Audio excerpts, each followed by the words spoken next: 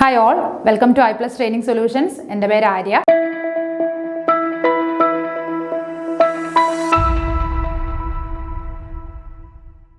അപ്പോൾ ഇന്ന് ഞാൻ എത്തിയിരിക്കുന്നത് നമ്മുടെ LPUP എക്സാംസുമായിട്ട് ബന്ധപ്പെട്ട് സോഷ്യൽ സയൻസിൻ്റെ ഭാഗത്തു നിന്ന് ഒരു പ്രീവിയസ് ഇയർ ക്വസ്റ്റ്യനുമായിട്ടാണ്. അപ്പോൾ നമുക്കെല്ലാവർക്കും അറിയാം LPUP എക്സാം നോട്ടിഫിക്കേഷൻ ഈ വർഷം ഡിസംബർ മാസത്തിൽ തന്നെ വരുന്നതാണ്. അപ്പോൾ അതിന് വേണ്ടിയിട്ടുള്ള പ്രിപ്പറേഷനിലാണ് എല്ലാവരും നന്നായിട്ട് പഠിക്കുന്നുണ്ട് എന്ന് വിശ്വസിക്കുന്നു. അപ്പോൾ സോഷ്യൽ സയൻസിന് ഏകദേശം 19 മാർക്ക് കറണ്ട് അഫേഴ്സ് കൂടി ചേർത്തിട്ട് ഏകദേശം 19 മാർക്കിനോളമാണ് സോഷ്യൽ സയൻസ് എന്ന ഭാഗത്തു നിന്ന് കൂടുതലായിട്ട് ക്വസ്റ്റ്യൻസ് വരുന്നത്. അപ്പോൾ സോഷ്യൽ സയൻസ് പഠിക്കുന്ന നിങ്ങളുടെ ശ്രദ്ധയ്ക്കായിട്ടൊരു കാര്യം പറയുകയാണ്.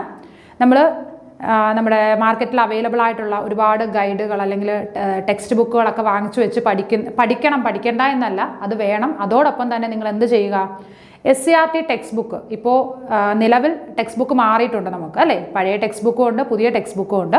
അപ്പോൾ സോഷ്യൽ സയൻസിനെയൊക്കെ സംബന്ധിച്ചിട്ട് നമുക്ക് സിലബസിൽ തന്നിട്ടുള്ള ടോപ്പിക്കുകൾ ടെക്സ്റ്റ് ബുക്കിൽ എവിടെയൊക്കെ ഉണ്ട് എന്ന് ആദ്യം കണ്ടെത്തുക. ടെക്സ്റ്റ് ബുക്കിൻ്റെ ഏതൊക്കെ ചാപ്റ്ററുകളിൽ ഇത് കൊടുത്തിട്ടുണ്ട് എന്ന് നോക്കുക. അങ്ങനെ ആവശ്യമുള്ള കാര്യങ്ങൾ മാത്രം ടെക്സ്റ്റ് ബുക്കിൽ നിന്നുകൂടെ പഠിക്കാനായിട്ട് ശ്രമിക്കുക നിങ്ങൾ, കേട്ടോ. എങ്കിലും അല്ലാതെ നമ്മൾ ടെക്സ്റ്റ് ബുക്ക് മൊത്തം വാരി വലിച്ച് പഠിച്ചു, കുറേ ഗൈഡുകൾ അല്ലെങ്കിൽ ടെക്സ്റ്റ് ബുക്കുകൾ പഠിച്ചു എന്ന് പറഞ്ഞിട്ട് നമുക്ക് എക്സാം നല്ല രീതിയിൽ എഴുതാൻ പറ്റണം എന്നില്ല. അപ്പോൾ സിലബസ് ബേസ്ഡ് ആയിട്ട് തന്നെ നിങ്ങൾ പഠിക്കാനായിട്ട് ശ്രമിക്കുക. എങ്കിൽ മാത്രമേ നമുക്ക് നമ്മുടെ ടോപ്പിക്ക് കവർ ചെയ്യാൻ പറ്റുള്ളൂ. സോഷ്യൽ സയൻസ് എന്ന് പറയുന്നത് കടലോളം കിടക്കുന്ന ഒരു സബ്ജക്റ്റാണ്, പഠിച്ചു തീരാനായിട്ട് പറ്റില്ല. അപ്പോൾ പഠിച്ചു തീരണം, നമുക്കൊരു കോൺഫിഡൻസ് വേണം എന്നുണ്ടെങ്കിൽ എന്ത് ചെയ്യുക, ഈ SCERT text book syllabus based ആയിട്ട് പഠിക്കാനായിട്ട് ശ്രമിക്കുക. അപ്പോൾ ഇന്ന് ഞാൻ എത്തിയിരിക്കുന്നത് നമ്മുടെ ഒരു സോഷ്യൽ സയൻസിൻ്റെ ഒരു PYQമായിട്ടാണ്. ക്വസ്റ്റ്യൻ ഇതാണ്: പഴശ്ശിരാജയെക്കുറിച്ച് താഴെ കൊടുത്ത പ്രസ്താവനകളിൽ ശരിയല്ലാത്തതേത്?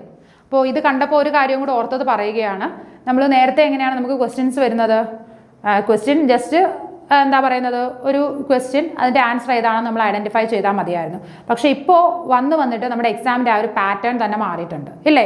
എക്സാമിൻ്റെ പാറ്റേൺ മീൻസ് എന്താണ്? നോർമൽ ക്വസ്റ്റ്യനിൽ നിന്ന് ക്വസ്റ്റ്യൻ സ്റ്റേറ്റ്മെൻറ്റ് ലെവലിലേക്ക് പോയിരിക്കുകയാണ്. അപ്പോൾ സ്റ്റേറ്റ്മെൻറ്റ് ലെവൽ ക്വസ്റ്റ്യൻ വന്നിട്ടുണ്ട്, അല്ലെങ്കിൽ സ്റ്റേറ്റ്മെൻറ്റ് ലെവൽ ക്വസ്റ്റ്യൻ ആണ് വരുന്നത് എന്നുണ്ടെങ്കിൽ നമ്മൾ ജസ്റ്റ് ഒരു ക്വസ്റ്റ്യനും അതിൻ്റെ ആൻസറും മാത്രം പഠിച്ചിട്ട് കാര്യമില്ല, അല്ലേ? ആ ഒരു ഏരിയ ഡെപ്തിൽ തന്നെ പഠിച്ചാൽ മാത്രമേ ആ സ്റ്റേറ്റ്മെൻറ്റിൽ നിന്ന് 4 സ്റ്റേറ്റ്മെൻറ്റ് തരുന്നതിൽ നിന്ന് ഏതാണ് തെറ്റ് അല്ലെങ്കിൽ ഏതാണ് ശരി എന്ന് നമുക്ക് കണ്ടെത്താനായിട്ട് സാധിക്കുകയുള്ളൂ. അപ്പോൾ ആ രീതിയിൽ നമ്മളെ പഠനത്തെ നമ്മളൊന്ന് അറേഞ്ച് ചെയ്യണം. ഓക്കെ, അപ്പോൾ നമുക്ക് നോക്കാം. എന്താണ് ചോദ്യം? പഴശ്ശിരാജയെക്കുറിച്ച് താഴെ കൊടുത്ത പ്രസ്താവനകളിൽ ശരിയല്ലാത്തത് ഏത്? ഒന്നാമത്തെ പ്രസ്താവന ഇതാണ്: കോട്ടയം രാജ്യത്തിൻ്റെ രാജകുമാരനായിരുന്നു. 2, 17-ാം നൂറ്റാണ്ടിലെ അവസാനത്തിൽ മൈസൂർ രാജ്യത്തിനും പിന്നീട് ബ്രിട്ടീഷ് ഈസ്റ്റ് ഇന്ത്യ കമ്പനിക്കുമെതിരെ ശക്തമായി ചെറുത്തുനിൽപ്പ് നയിച്ചു. കേരള സിംഹം എന്നറിയപ്പെടുന്നു. പഴശ്ശിരാജ ആരംഭിച്ച ഗറില്ല യുദ്ധമുറ ബ്രിട്ടീഷ് സൈന്യത്തിന് വൻ നാശനഷ്ടങ്ങൾ വരുത്തി. ഏതായിരിക്കും ആൻസർ വരുന്നത്? വായിച്ചു നോക്കുമ്പോൾ എല്ലാം കറക്റ്റാണ്, അല്ലേ? ഇതിനകത്ത് ഏതാണ്ട് മിസ്റ്റേക്ക്? കോട്ടയം രാജ്യത്തിൻ്റെ രാജകുമാരനായിരുന്നു, ശരിയാണ്. പിന്നീട് എന്താണ്? 17-ാം നൂറ്റാണ്ടിൻ്റെ അവസാനത്തിൽ മൈസൂർ രാജ്യത്തിനും പിന്നീട് ബ്രിട്ടീഷ് ഈസ്റ്റ് ഇന്ത്യ കമ്പനിക്കുമെതിരെ ശക്തമായ ചെറുത്തുനിൽപ്പ് നടത്തി. ബ്രിട്ടീഷിനും അതേപോലെ മൈസൂർ രാജ്യത്തിനും ഒക്കെ എതിരെ ചെറുത്തുനിൽപ്പ് നടത്തിയ ഒരു രാജാവായിരുന്നു ആരെന്ന് പറയുന്നത്? പഴശ്ശിരാജ, അല്ലേ? പിന്നീട് കേരള സിംഹം എന്നറിയപ്പെടുന്നു. കേരള സിംഹം എന്നാണ് അദ്ദേഹത്തെ അറിയപ്പെടുന്നത്. പഴശ്ശിരാജ ആരംഭിച്ച യുദ്ധമുറയായിരുന്നു ഗറില്ല യുദ്ധമുറ. അതും കറക്റ്റാണ്. അപ്പോൾ എന്തായാലും എല്ലാം കറക്റ്റ് ആവില്ല, ഒരു മിസ്റ്റേക്ക് വരില്ലേ? അപ്പോൾ എന്താണ് ഇവിടുത്തെ മിസ്റ്റേക്ക്? ഇതാണ് ഇവിടുത്തെ മിസ്റ്റേക്ക്. നോക്കിക്കേ, 17-ാം നൂറ്റാണ്ട് അങ്ങനെ ഇങ്ങനെയൊന്നും നമ്മൾ വേഗത്തിൽ അത് കണ്ടെത്തുമോ? ഇല്ല. എപ്പോഴായിരുന്നു പഴശ്ശി കലാപങ്ങൾ നടന്നിരുന്നത്? 1793 മുതൽ 1797 വരെയായിരുന്നു ഒന്നാം പഴശ്ശി കലാപം നടന്നത്, ആണോ? അപ്പോൾ 1700 എന്ന് പറയുമ്പോൾ ഏത് നൂറ്റാണ്ട് വരും? 18-ാം നൂറ്റാണ്ടാണ്, അല്ലേ? 1793 മുതൽ 97 വരെയുള്ള സമയം എന്ന് പറയുന്നത് ഏത് നൂറ്റാണ്ടാണ്? 18-ാം നൂറ്റാണ്ടാണ്. പിന്നീട് രണ്ടാം പഴശ്ശി കലാപം നടക്കുന്നതോ 1800 മുതൽ 1805 വരെയുള്ള സമയമായിരുന്നു. അതും ഏത് കാലഘട്ടമാണ്? 19-ാം നൂറ്റാണ്ടാണ്, അല്ലേ? 19-ാം നൂറ്റാണ്ടാണ്. അപ്പോൾ ഇങ്ങനെയുള്ള ചെറിയ മിസ്റ്റേക്കുകളാണ്. അപ്പോൾ എത്രയും ഡെപ്തിൽ നമുക്ക് അറിയാമെങ്കിൽ മാത്രമേ, സ്വാഭാവികമായിട്ട് നോക്കാം, നമുക്ക് ഇതിനകത്ത് ഒന്നും മിസ്റ്റേക്ക് ഇല്ല, അല്ലേ? അത്യാവശ്യം പഴശ്ശിരാജയെക്കുറിച്ച് കേട്ടറിവുള്ള ഒരു വ്യക്തിയാണെങ്കിൽ നോക്കിയിട്ട് പറയും എല്ലാം കറക്റ്റാണ്. കോട്ടയം രാജവംശത്തിലെ രാജകുമാരനായിരുന്നു. പിന്നെ എന്താണ്? ബ്രിട്ടീഷുകാർക്കെതിരെ യുദ്ധം നടത്തിയ വ്യക്തിയാണ്. കേരള സിംഹം എന്നറിയപ്പെടുന്നു. പിന്നീട് എന്താണ്? ഒരു ഗറില്ല യുദ്ധമുറ. ഇതെല്ലാം പഴശ്ശിരാജാവിനെ സംബന്ധിച്ച കാര്യങ്ങളാണ്. അപ്പോൾ മിസ്റ്റേക്ക് എവിടെയാണ്? ഈ ഒരു വാക്കിൽ മാത്രമാണ് 17-ാം നൂറ്റാണ്ട്. അപ്പം നൂറ്റാണ്ട് കണക്കാണ് അല്ലേ? അപ്പം അങ്ങനെയാണ്, അത്രയും ഡെപ്തിൽ നമ്മൾ പഠിച്ചാൽ മാത്രമേ നമുക്ക് ആൻസറിലേക്ക് എത്തിച്ചേരാനായിട്ട് സാധിക്കുകയുള്ളൂ. അപ്പോൾ നമുക്കിനി പഴശ്ശിരാജാവിനെ കുറിച്ചൊന്ന് നോക്കാം അല്ലേ? പഴശ്ശിരാജാവ് എന്താണ്? കോട്ടയം കേരളവർമ്മ എന്നറിയപ്പെടുന്ന പഴശ്ശിരാജാവിൻ്റെ പേര് എങ്ങനെയാണ്? കോട്ടയം കേരളവർമ്മ എന്നാണ്. ഇനി ഈ കോട്ടയം രാജകുടുംബം അല്ലെങ്കിൽ ഈ കോട്ടയം ആ ഒരു എന്താ പറയുന്നത്, ആ ഒരു രാജകുടുംബത്തിൻ്റെ ഉപജ്ഞാതാവ് അല്ലെങ്കിൽ ആ ഒരു രാജകുടുംബത്തിൻ്റെ ഏറ്റവും ആദ്യത്തെ ആളെന്ന് പറയുന്ന ആരാണ്? ഹരിശ്ചന്ദ്ര പെരുമാളാണ് അല്ലേ? ഹരിശ്ചന്ദ്ര പെരുമാൾ അദ്ദേഹമാണ് ഈ ഒരു കോട്ടയം രാജവംശം രൂപീകരിച്ചത്. ഓക്കെ, ഹരിശ്ചന്ദ്ര പെരുമാളാണ് കോട്ടയം രാജവംശം രൂപീകരിച്ചത്. പിന്നീട് പഴശ്ശിരാജാവിനെ കുറിച്ച് അറിയാവുന്ന കാര്യങ്ങൾ എന്തൊക്കെയാണ്? പഴശ്ശിരാജാവിനെ നമ്മൾ എന്താണ് കേരള സിംഹം എന്നറിയപ്പെടുന്നു അല്ലേ?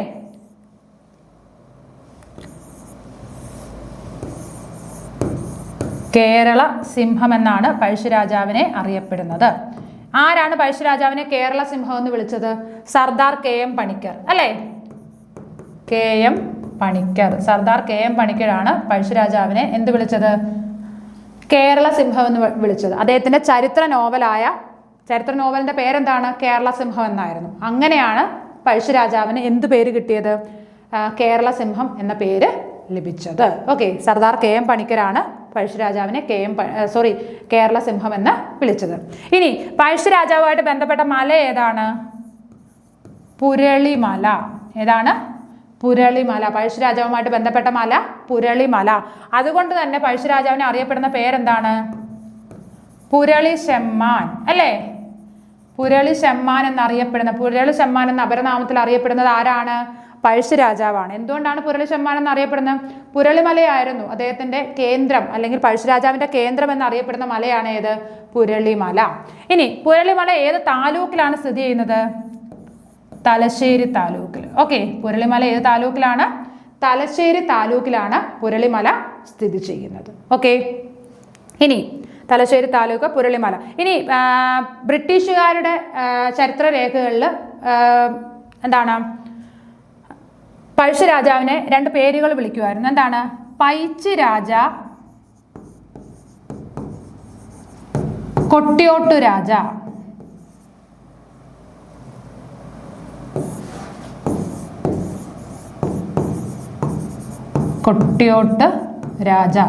പൈച്ചി രാജ, കൊട്ടിയോട്ട് രാജ. ബ്രിട്ടീഷുകാരുടെ രേഖകളിൽ പഴശ്ശിരാജാവിന്റെ പേരെങ്ങനെയാണ്? പൈച്ചി രാജ, കൊട്ടിയോട്ട് രാജ. ഈ 2 പേരുകളിലാണ് പഴശ്ശിരാജാവിനെ അറിയപ്പെട്ടിരുന്നത് ബ്രിട്ടീഷുകാരുടെ രേഖകളിൽ. ഇനി നമുക്ക് പഴശ്ശി വിപ്ലവങ്ങൾ പറയാം അല്ലേ? 1-ാം പഴശ്ശി വിപ്ലവം എന്നാണ് നടന്നത്? 1793 അല്ലേ? 1-ാം പഴശ്ശി വിപ്ലവം എന്ന് പറയുന്നത് 1793 മുതൽ 1797 വരെയുള്ള 4 വർഷത്തിലാണ് 1-ാം പഴശ്ശി വിപ്ലവം നടന്നത് ആണല്ലോ. ഇനി 2-ാം പഴശ്ശി വിപ്ലവം 1800 മുതൽ 1805 വരെയായിരുന്നു 2-ാം പഴശ്ശി വിപ്ലവം നടന്നത്. ഓക്കെ, ഇനി 1805 നവംബർ 30-ന് പഴശ്ശിരാജ മരണമടഞ്ഞു. 1805 നവംബർ 30-ാം തീയതിയാണ് പഴശ്ശിരാജ മരണമടയുന്നത് അല്ലേ? അത് നമ്മുടെ സർദാർ KM പണിക്കർ എഴുതിയ എന്താണ് കേരള സിംഹം എന്ന് പറയുന്ന അദ്ദേഹത്തിന്റെ ആ ചരിത്ര നോവലിനകത്ത് പറയുന്നുണ്ട്. സ്വന്തം വജ്രമോതിരം വിഴുങ്ങിയാണ് പഴശ്ശിരാജാവ് ആത്മഹത്യ ചെയ്യുകയായിരുന്നു. ബ്രിട്ടീഷുകാർ പിടിക്കും എന്ന ആ ഒരു സ്റ്റേജിലെത്തിയപ്പോൾ അദ്ദേഹം എന്ത് ചെയ്തു? അദ്ദേഹത്തിന്റെ കയ്യിലുള്ള വജ്രമോതിരം വിഴുങ്ങി ആത്മഹത്യ ചെയ്യുകയായിരുന്നു എന്നാണ് ആ നോവലിൽ പറയുന്നത്. ഓക്കെ, അപ്പോൾ യുദ്ധങ്ങൾ പറഞ്ഞു. 1-ാം പഴശ്ശി വിപ്ലവം 1793 മുതൽ 97 വരെയും 2-ാം പഴശ്ശി വിപ്ലവം 1800 മുതൽ 1805 വരെയും. അങ്ങനെ 1805 നവംബർ 30-ാം തീയതി ആര് മരണപ്പെടുന്നു?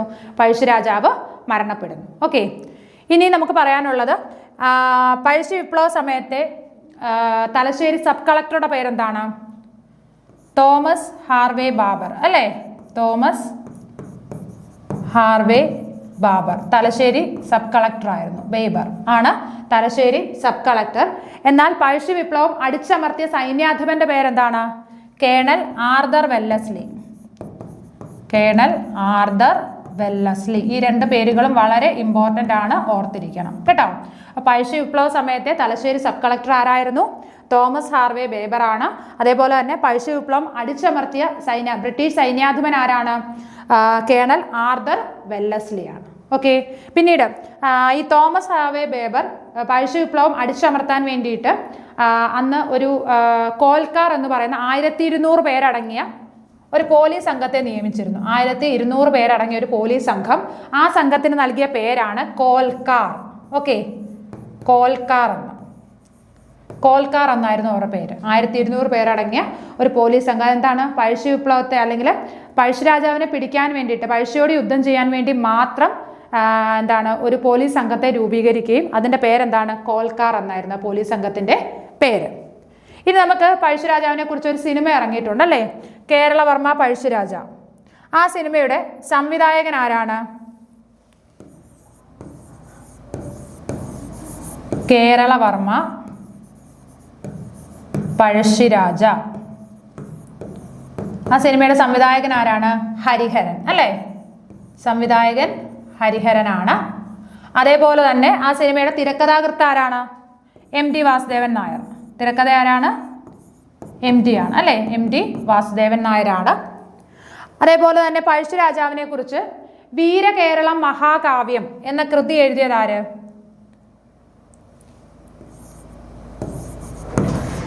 വീരകേരളം മഹാകാവ്യം എന്ന കൃതി എഴുതിയത് ആര്? ജാതവേദൻ നമ്പൂതിരിയാണ് കേട്ടോ. വീരകേരളം മഹാകാവ്യം എന്ന കൃതി എഴുതിയത് ജാതവേദൻ നമ്പൂതിരി. അപ്പോൾ അത് ഓർത്തിരിക്കുക. നേരത്തെ നമ്മൾ പറഞ്ഞു സർദാർ KM പണിക്കർ എഴുതിയ കൃതി ഏതാണ്? ചരിത്ര നോവൽ ഏതാണ്? കേരളസിംഹം എന്നതാണ് സർദാർ KM പണിക്കർ എഴുതിയ ചരിത്ര നോവല്. വീരകേരളം മഹാകാവ്യം എന്ന കൃതി എഴുതിയത് ജാതവേദൻ നമ്പൂതിരി. ഓക്കെ. പിന്നീട് പഴശ്ശി രാജാവിൻ്റെ കൂട്ടാളികളെ കുറിച്ച് ഓർക്കണം അല്ലേ? പഴശ്ശി രാജാവിൻ്റെ കൂട്ടാളികൾ ആരൊക്കെയായിരുന്നു? കുറേ പേരുണ്ടായിരുന്നു അല്ലേ? അതിൽ ഇമ്പോർട്ടൻ്റ് ആയിട്ടുള്ള ആരൊക്കെയാണ്? തലയ്ക്കൽ ചന്തു. തലയ്ക്കൽ ചന്തു അല്ലേ? തലയ്ക്കൽ ചന്തു ആരാണ്? അവരുടെ കുറിച്യരുടെ നേതാവായിരുന്നു തലയ്ക്കൽ ചന്തു എന്ന് പറയുന്നത്. പിന്നീട് ഇടച്ചേന കുങ്കൻ.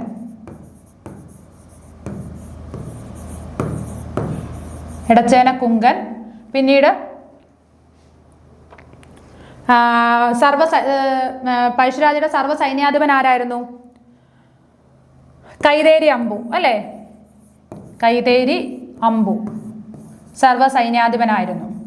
അപ്പോൾ ഇവരെല്ലാവരും എന്താണ്? പഴശ്ശി രാജാവിനെ യുദ്ധത്തിൽ സഹായിച്ചു. പഴശ്ശി രാജാവിൻ്റെ യുദ്ധമുറ ഓർമ്മയുണ്ടല്ലോ? ഗറില്ല യുദ്ധമുറ, ഒളിപ്പോരായിരുന്നു. ഒളിഞ്ഞിരുന്ന് യുദ്ധം ചെയ്യുന്ന ഒരു ടെക്നിക്കാണ്. കാരണം ഫുള്ള് കാടായതുകൊണ്ട് തന്നെ ബ്രിട്ടീഷുകാർ വരുമ്പം മരത്തിന് മേളിലും അവിടെ ഇവിടെയൊക്കെ ഒളിഞ്ഞിരുന്നിട്ടായിരുന്നു ബ്രിട്ടീഷുകാരോട് യുദ്ധം ചെയ്യുന്നത്. അവരുടെ കയ്യിൽ തോക്കുള്ളത് കൊണ്ട് തന്നെ എന്താണ്?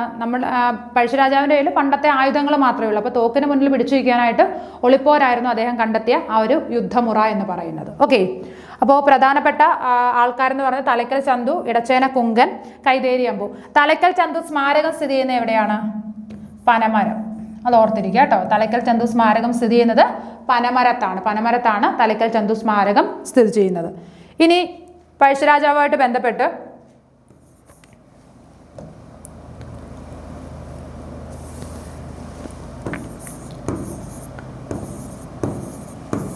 പഴശ്ശി മ്യൂസിയം എവിടെയാണ് സ്ഥിതി ചെയ്യുന്നത്? പഴശ്ശി മ്യൂസിയം കോഴിക്കോടാണ് കേട്ടോ. കോഴിക്കോട് ഈസ്റ്റ് ഹില്ലാണ് പഴശ്ശി മ്യൂസിയം. പഴശ്ശി സ്മാരകം മാനന്തവാടി. പഴശ്ശി സ്മാരകം മാനന്തവാടി. ഇനി പഴശ്ശി ഗുഹ മലപ്പുറം. ഇതെല്ലാം വളരെ ഇമ്പോർട്ടൻ്റ് ആണ്, ഓർത്തിരിക്കണം. പഴശ്ശി ഡാം കണ്ണൂർ. പഴശ്ശി കോളേജ്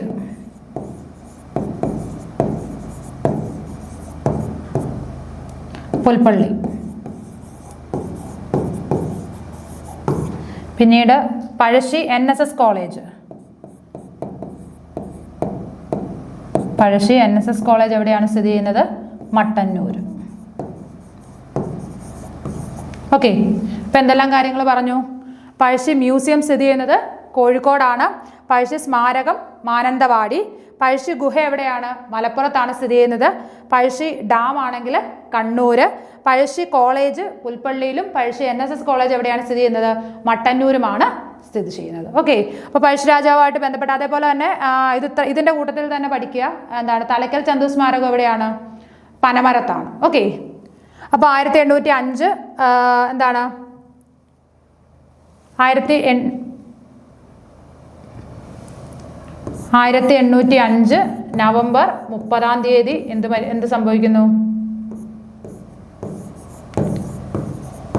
തൻ്റെ വജ്രമോതിരം വിഴുങ്ങി പഴശ്ശി രാജാവ് ആത്മഹത്യ ചെയ്യുകയാണ് ചെയ്യുന്നത്. ഓക്കെ, അപ്പോൾ ഏകദേശം പഴശ്ശി രാജാവുമായിട്ട് ബന്ധപ്പെട്ട ഇമ്പോർട്ടൻ്റ് ആയിട്ടുള്ള കുറേ പോയിന്റ്സ് നമ്മളിവിടെ ഡിസ്കസ് ചെയ്തിട്ടുണ്ട്. അപ്പോൾ പഴശ്ശി രാജാവുമായിട്ട് ബന്ധപ്പെട്ട ചോദ്യം ഇതായിരുന്നു. ഒന്നുകൂടി വായിക്കാം.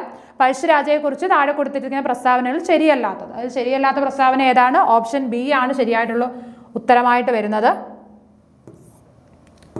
ഏതാണ്? 17-ാം നൂറ്റാണ്ടിൻ്റെ അവസാനത്തിൽ മൈസൂർ രാജ്യത്തിനും പിന്നീട് ബ്രിട്ടീഷ് ഈസ്റ്റ് ഇന്ത്യ കമ്പനിക്കുമെതിരെ ശക്തമായി ചെറുത്തുനിൽപ്പ് നയിച്ചു, അല്ലേ?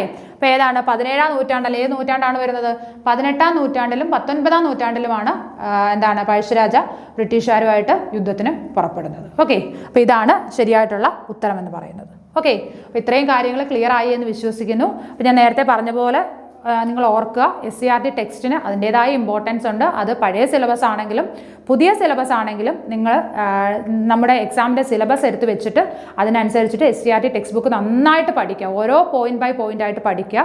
അത് പഠിച്ചാൽ മാത്രം നമ്മുടെ എക്സാമിൻ്റെ ഒരു 90% സോഷ്യൽ സയൻസിനെ സംബന്ധിച്ച് ഒരു 90% ക്വസ്റ്റ്യൻസും 5 മുതൽ 10 വരെയുള്ള പാഠപുസ്തകത്തിൽ നിന്ന് തന്നെയാണ് വരുന്നത്. അപ്പോൾ അതുകൊണ്ട് അത് പഠിക്കുക എന്ന് പറഞ്ഞാൽ അത് വാരി വലിച്ച് പഠിക്കുക എന്നല്ല. നമ്മുടെ സിലബസ് എങ്ങനെയാണോ നമ്മളുടെ സിലബസ് അത് വെച്ച് സിലബസ് നോക്കിയിട്ട് തന്നെ പഠിക്കുക. അപ്പോൾ ഈ രീതിയിൽ തന്നെ പഠനം മുന്നോട്ട് കൊണ്ടുപോവുക. മറ്റൊരു വീഡിയോയിൽ വീണ്ടും കാണാം. Okay, thank